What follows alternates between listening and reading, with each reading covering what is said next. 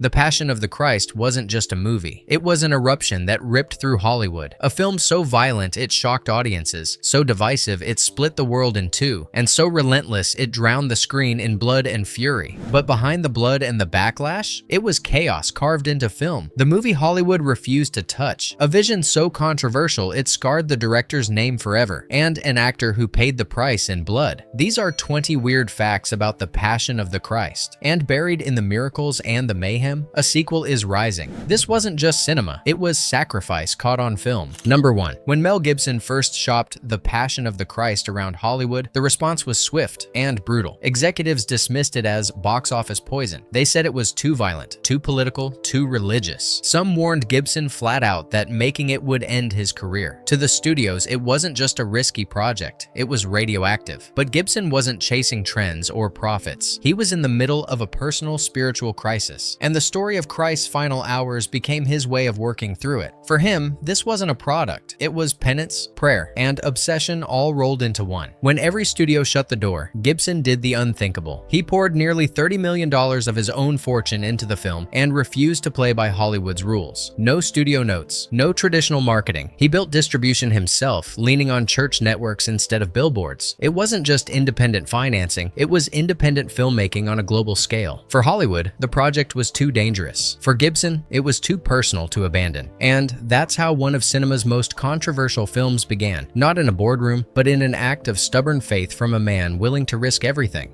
Number 2. The Passion of the Christ wasn't crafted in a studio boardroom. It was born in Mel Gibson's darkest hours. He has admitted the project came out of a period of deep spiritual crisis when he felt consumed by anger, addiction, and despair. Out of that came an obsession to bring the final hours of Christ's life to the screen with a rawness audiences had never seen. For Gibson, it wasn't about box office charts or career revival. It was confession. He called it an act of faith, his way of wrestling with God, laying down his sins, and finding redemption through creation. That urgency bleeds into every frame. You don't watch The Passion like a typical film. You endure it. And that intensity exists because for Gibson, it wasn't art as entertainment. It was art as survival. Number 3. Though the story unfolds in ancient Jerusalem, not a single frame was shot there. Instead, Gibson moved the entire production to Matera, Italy, a rugged city carved into stone. Its caves, crumbling walls, and weathered hills carried a biblical weight that modern Jerusalem no longer could. Matera had been used before. Pasolini's The Gospel, according to St. Matthew, filmed there decades earlier. But Gibson pushed the city to its limit, transforming every alleyway into a stage for betrayal, trial, and crucifixion. Locals were cast as extras, entire neighborhoods dressed in sand and sweat to mimic the dust of Judea. The choice wasn't just practical, it was symbolic. By filming far from Hollywood and far from the Holy Land, Gibson built a world that felt both real and timeless. Matera became Jerusalem not because of accuracy, but because its very stones seemed to echo with centuries of suffering and faith. Number 4. When Gibson spoke of authenticity, he meant it. Every line of dialogue in The Passion was delivered in Aramaic and Latin, two dead languages audiences had never heard in a mainstream movie. But his boldest decision nearly sank the project. He didn't want subtitles at all. He compared it to watching ballet or staring at a painting, insisting that pure image and emotion could carry the story. Studios balked. Backers panicked. Even allies told him he was insane. The film nearly lost financing because Gibson refused to compromise. Finally, at the 11th hour, he relented. Subtitles were added, giving audiences a way into the language of the ancient world. It was a small concession, but the difference between a silent art piece and a global phenomenon. For a moment, The Passion was just one choice away from being completely unintelligible. Number 5. Mel Gibson didn't base The Passion of the Christ solely on the Gospels. Much of its imagery came from a 19th century book called The Dolorous Passion of Our Lord Jesus Christ, which claimed to record the mystical visions of a German nun named Anne Catherine Emmerich. Her accounts were vivid. Judas haunted by demons in the night, Mary bending to soak up her son's blood from the stone floor, and Christ's shoulder being wrenched out of place so his arm could reach the nail. But the source was as disputed as it was powerful. Historians argue that Emmerich's actual words were heavily altered, or outright fabricated, by her editor, Clemens Brentano, a romantic poet with his own agenda. Critics accused Gibson of blurring fact, faith, and folklore, pulling scenes from visions that may never have existed. For Gibson, though, those visions were essential. He saw in them a raw emotional intensity missing from traditional scripture. They gave his film its most haunting moments, images that felt more like a fever dream than a Sunday sermon. And in embracing them, Gibson ensured his movie would never be just a retelling. It would be a confrontation where history and mysticism collided on screen with brutal force. Number 6. Jim Caviezel didn't just play Christ. He endured something terrifyingly close to the real agony. From the first days on set, the role pushed him beyond human limits. During the Sermon on the Mount, a lightning bolt struck the hilltop where he was filming, hitting both him and the assistant director. He survived, but the omen lingered. Weeks later, while dragging the enormous wooden cross, the sheer weight wrenched his shoulder out of its socket. Every scream you hear in those shots isn't acting, it's pain tearing through him. Then came the scourging. The Roman whips were carefully rigged, but one mistimed strike tore straight into his back, ripping open his flesh and leaving scars he carried long after filming ended. And the crucifixion itself became its own torment. Day after day, Jim Caviezel was strapped high on the cross for hours in freezing weather, his body sliding toward hypothermia. The ordeal began before dawn, when he'd sit through 7 hours of makeup as artists layered prosthetics, blood, and wounds across his body until he was unrecognizable. By the end, Caviezel admitted he was shattered, physically scarred, emotionally drained, and spiritually changed. For him, the Passion wasn't a performance, it was survival. Number 7. Mel Gibson didn't just direct The Passion of the Christ, he stepped into its most brutal moment. When the nails are hammered through Christ's hands, the hand driving the spike belongs to Gibson himself. He later explained it was intentional, his way of confessing his own guilt in the story. For him, the crucifixion wasn't just a historical event, it was a wound shared by all of humanity, and he wanted his presence burned into that act. By putting his own hand on the hammer, Gibson turned the scene into more than performance. It became a statement, a reminder that the suffering on screen wasn't only Christ's burden, it was everyone's. His cameo was quiet, almost hidden, but for Gibson, it was penance in plain sight. Number 8. Behind the camera, Maya Morgenstern carried a secret. While she was playing the Virgin Mary, the mother watching her son suffer, she was also pregnant herself. She told no one during production, until one day she leaned toward Jim Caviezel and, in her thick Romanian accent, whispered, "I have baby, in stomach." That quiet confession stunned him. On screen, Maya's performance is filled with sorrow. Her Mary doesn't scream or wail. She grieves with a silent strength. But Caviezel later said knowing she was carrying life while portraying death gave her performance a weight no direction could create. The irony was almost too profound to believe. In a film consumed by brutality, the actress embodying Mary was literally nurturing new life. For the cast, it became a reminder that behind the agony of the Passion was also the hope of resurrection, a hidden truth that shaped every scene she touched. Number 9. The film's most haunting image didn't come from Gibson. It came from Michelangelo. The shot of Mary cradling her son's broken body after the crucifixion is a direct echo of the Renaissance masterpiece La Pietà, carved in marble in St. Peter's Basilica. Gibson studied the sculpture and wanted to bring its stillness and sorrow to the screen. The result is a shot that feels less like cinema and more like living sacred art. The lighting, the angle, even the way Caviezel's body rests across Morgenstern's arms. It all mirrors the timeless beauty of Michelangelo's vision. Audiences recognized it instantly. Some called it the moment the movie transcended film and became something closer to prayer. By grounding his violence in an image the faithful already cherished, Gibson gave the crucifixion an ending note of reverence, a moment where history and art converged into a single frame. Number 10. In one of the film's most unsettling choices, Mel Gibson cast Italian actress Rosalinda Celentano to embody Satan. She shaved her eyebrows, sat under pale ghostly makeup, and moved with an eerie stillness that made her gender almost unplaceable. The goal wasn't shock for its own sake. It was to create a figure that felt unnatural, beyond human categories. Gibson described the devil as a presence that should disturb you without explanation, familiar enough to recognize but just off enough to unsettle. Celentano's androgynous look, combined with her slow, deliberate movements and whispering voice, gave her screen time a surreal edge. One moment she cradles a grotesque infant mocking the Madonna and Child. Another, she glides through the crowd with a stare that feels endless, as if evil itself is watching you. Audiences weren't prepared. Some called her portrayal hypnotic. Others said it was the most disturbing image in the film, and that was exactly the point. By placing evil in a body that defied expectation, Gibson stripped away the comfort of stereotypes. Satan wasn't a horned monster or a red-skinned cartoon. It was something harder to name, and therefore harder to escape.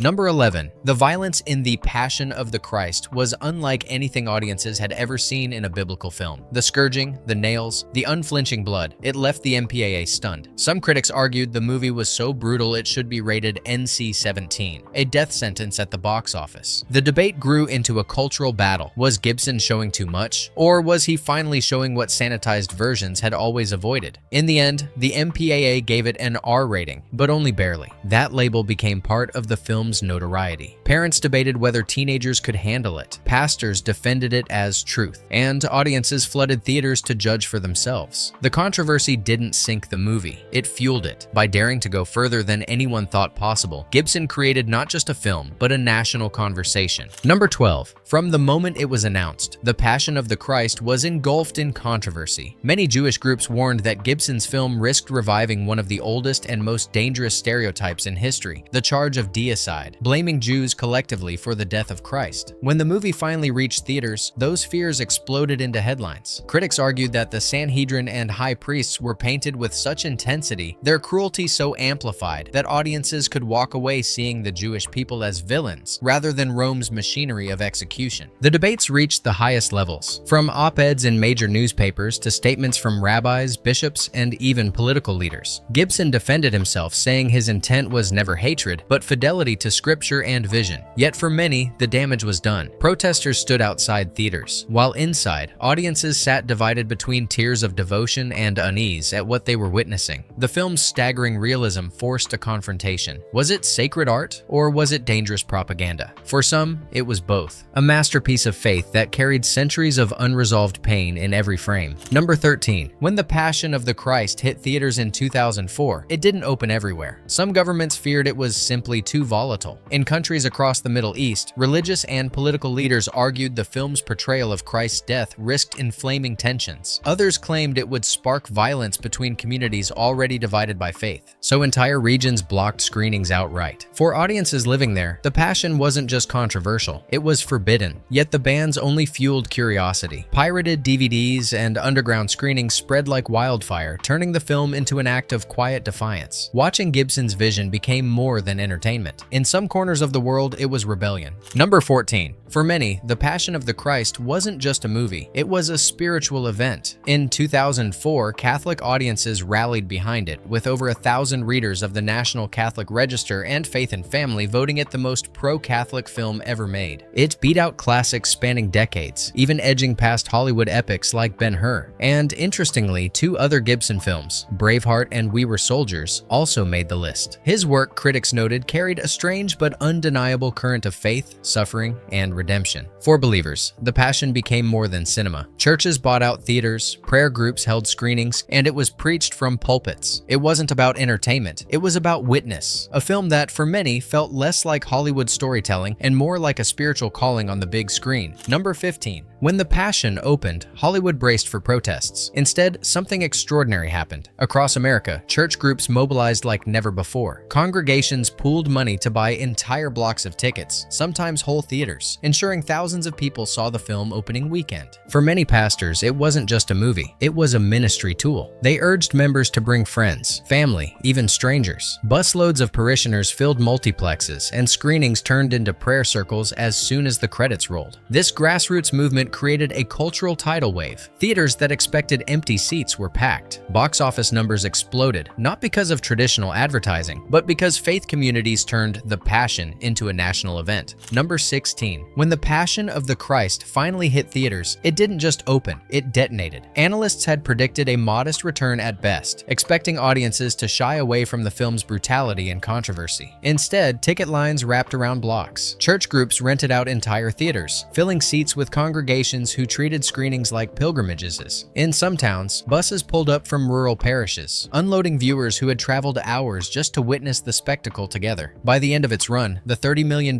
independent gamble had raked in over $600 million worldwide, making it the highest-grossing R-rated movie ever at that time. What shocked Hollywood wasn't just the numbers, but where they came from. Rural America, small towns, suburban churches, demographics the studios rarely factored into box office forecasts. Executives who once laughed Gibson out of the room were forced to admit the unthinkable. He had tapped into an audience they didn't understand, and in doing so, rewrote the playbook. For weeks, the film dominated conversation, not just as cinema cinema, but as a cultural earthquake that proved faith could fill theaters louder than any superhero. Number 17. Once John Debney finally got the green light to compose, he didn't settle for tradition. He fused Middle Eastern instruments like duduks and ancient drums with swelling choirs and orchestral strings. The result was neither purely modern nor purely ancient. It felt timeless. The score didn't sit politely in the background. It thundered, wailed, and cried, matching the agony on screen. In the scourging sequence, the music strikes like blows. In Mary's silent moments, it drifts like mourning. The soundtrack became a haunting character of its own, amplifying the brutality while elevating the film into something mythic. For many, it wasn't just accompaniment. It was the sound of grief itself, echoing long after the credits faded, and it set the stage for a recognition no one expected. Number 18. The irony is that Gibson almost released the film with no music at all. But when Debney's score finally roared through theaters, it didn't just move audiences, it stunned Hollywood. In 2005, The Passion of the Christ earned 3 Academy Award nominations, including Best Original Score. For Debney, it was the most personal work of his career. He later admitted he often wept while composing, treating the music less like a job and more like a prayer. The Oscar slipped away, but the nomination itself was historic, proof that a soundtrack born in chaos, nearly abandoned, had become one of the most unforgettable of the decade. Number 19. For some cast and crew, The Passion of the Christ was more than a job. It became a spiritual turning point. Luca Leonello, the actor who played Judas, began filming as a self-described atheist. Living inside the story of betrayal and redemption shook him to his core. By the end of production, he had baptized his children, sanctified his marriage, and returned to the church. Even extras were moved. Jim Caviezel recalled that one man playing a Roman guard in the scourging scene quietly sought baptism afterward. Stories spread of viewers walking out of theaters changed, some in tears, some in prayer. Whether every account can be verified or not, the legacy is clear. This was a film that blurred the line between cinema and confession. For many, it wasn't just a story on screen. It was a spiritual encounter. Number 20. For Jim Caviezel, playing Christ wasn't just the role of a lifetime, it was the role that changed his life forever. On screen, his suffering looked biblical. Off-screen, the cost was more personal. After The Passion of the Christ stormed theaters, Caviezel expected Hollywood to open its doors wide. Instead, they quietly began to close. Casting directors stopped calling. Big studio projects slipped away. Years later, Caviezel admitted bluntly, "I've been rejected by my own industry. I was no longer part of the game." The whispers in Hollywood were that he was too associated with Jesus. Some claimed his career had become radioactive. For an actor once poised to break out after The Count of Monte Cristo, it felt like exile. Jim Caviezel later revealed Mel Gibson even warned him at the time, "You'll never work in this town again." But Caviezel said his faith outweighed his ambition. He wouldn't have changed a thing. The role gave him scars. It gave him silence. But it also gave him conviction. Playing Christ had cost him a career in mainstream Hollywood. Yet to Caviezel, that sacrifice only made the performance truer. He hadn't just acted the passion. In a way, he lived it. Bonus fact. For nearly 20 years, Mel Gibson has been quietly shaping a follow-up, The Passion of the Christ, Resurrection. But this time, the focus won't be on suffering. Instead, Gibson plans to explore the mysterious 3 days between Christ's death and his return, a vision he's called the biggest film in history. Jim Caviezel is confirmed to return, and early drafts have been described as more sweeping, more spiritual, and far more ambitious than the original. The project has slipped in and out of development for years, each update sparking a new wave of speculation. But if it ever reaches the screen, it won't just be another sequel. It will be Gibson's attempt to transform one of cinema's most controversial stories into an even larger spiritual epic, one destined to ignite just as much debate as the first. The Passion of the Christ wasn't just a movie. It was a gamble no studio wanted, a personal act of faith turned into one of the most successful independent films of all time. It blended biblical text, visions of mystics, and raw brutality into an experience that stunned audiences and divided critics. For believers, it was the most powerful depiction of Christ ever put on film. For skeptics, it was an uncompromising act of provocation. And for Mel Gibson, it was a confession carved into celluloid. A reminder that cinema can wound, heal, and ignite debate all at once. If this film left you shaken, moved, or simply stunned by its audacity, drop a comment. Tell us what daring story we should bring to the screen next. Because sometimes, the films Hollywood tries to bury rise higher than anyone ever expected.